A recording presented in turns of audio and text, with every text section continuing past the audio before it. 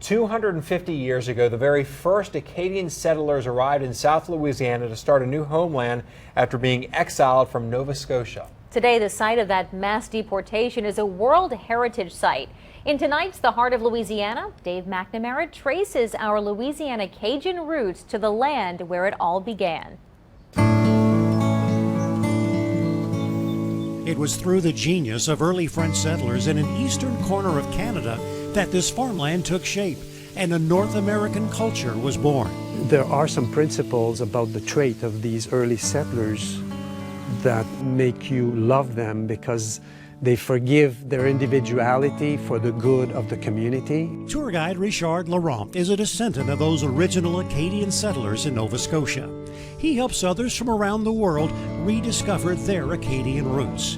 This is the site where so many of those French-speaking villagers were deported by British authorities. They didn't know where they were going, but this would have been the last image that they would have had of their beloved Grand Pré before they were expelled. The center of this memorial cross points in every direction, a reminder that the Acadians were sent to both sides of the Atlantic and Louisiana. You can just picture them here with the farmland and all the water. William and Karen Babin are from Folsom, Louisiana. His ancestors were among those deported in the 1750s. You try to envision exactly, this is the site where they put them on the boats and everything, exactly what happened, you know, and what their feelings were going to be, because they had no idea where they were going. Grand Pré, Nova Scotia is now a UNESCO World Heritage Site that recognizes both the culture and the ingenuity of those first Acadians.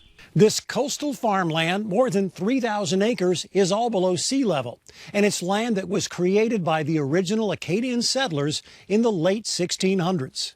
The tides here are among the highest in the world, with a range of 30 to 40 feet twice a day. They accomplished the impossible, to hold back the tides and to be neutral also. In the hours when the tide was out, the Acadians would build dikes and create dry land and slowly push back the sea.